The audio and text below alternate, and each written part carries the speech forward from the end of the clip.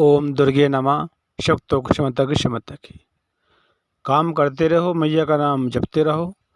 जो चरण होते हैं वो मंदिर की ओर लेकर जाते हैं, जो आचरण होते हैं भगवान तक लेकर जाते हैं। जिन खेतों में बारिश नहीं होती वहाँ की फसलें खराब हो जाती हैं, और जिन घरों में धन संस्कार नहीं होते वहाँ की नस्लें खराब हो जाती हैं। ऊपर वाले की अदालत में वकालत नहीं होती, अगर सजा हो जाए तो जमानत नहीं होती है।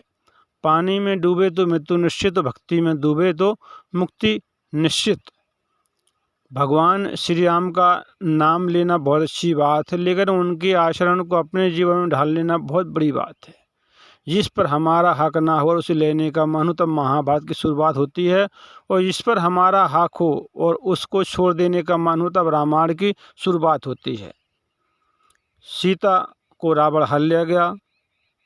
इसके बाद सीता के वियोग में भगवान श्री राम बहुत दुखी हैं। सीता के विरह में विलाप कर रहे हैं। तब एक दिन भगवान श्री राम ने लक्ष्मण जी से कहा, है लक्ष्मण, मैं बहुत दुखी हूँ सीता के विरह से। सीता को रावण दुष्ट हर ले गया है, मैं बहुत दुखी हूँ।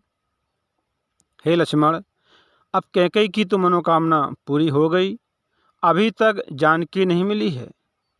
मैं सीता के बिना जीवित नहीं रह सकता हूँ। सीता के बिना मैं अयोध्या नहीं जाऊँगा। मनुष्य के प्रारब्ध को जान पाना अत्यंत कठिन है। अब हम दोनों की न जाने कौन सी दुखद गति होगी। अब जाने हमको कौन सा दुख मिलेगा। मनु के कुल में जन्म पाकर भी हम राजकुमार हुए, फिर भी हम लोग पूर्व जन्म में किए गए कर्मों के कारण अधिक दुख कष्ट भोग रहे हैं। हे लक्ष्मण, तुम भी भोगों का परित्याग करके देवयुग से मेरे साथ निकल पड़े, तो अब तुम भी यह कठिन दुख भोगो। हमारे कुल में मेरे समान दुख भोगने वाला और असमर्थ क्लेशयुक्त मनुष्य ना हुआ है और ना होगा। हे लक्ष्मण, अब मैं क्या करूं? मैं शोक सागर में डूब रहा हूं। मुझ असहाय को दुख से पार होने का कोई उपाय नहीं सूझता है।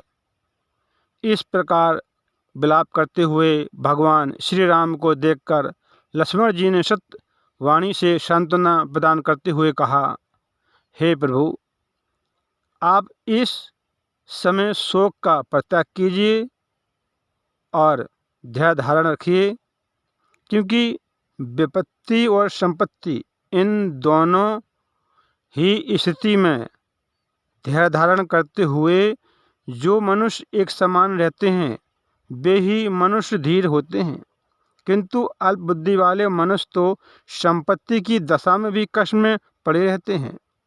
संयोग और वियोग ये दोनों ही देव के अधीन हैं, ये सब परमात्मा के अधीन हैं। शरीर तो आत्मा से भिन्न है, उसके लिए सुख कैसा? सुख के बाद दुख और दुख के बाद सुख, यह तो आता जाता है, सदा एक समान नहीं रहता है, स्थिति बदलती रहती है।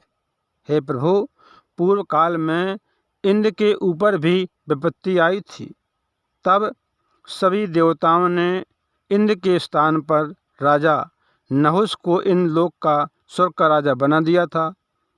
उस समय इंद्र ने भयवश अपना पद त्याग कर बहुत समय तक कमल के नाल में छिपकर अज्ञातवास किया था, और समय बदलने पर इंद्र ने पुनः अपना पद प्राप्त कर लिया था, और राजा नहुस को शापवश अजगर के रूप में पृथ्वी पर रहना पड़ा था।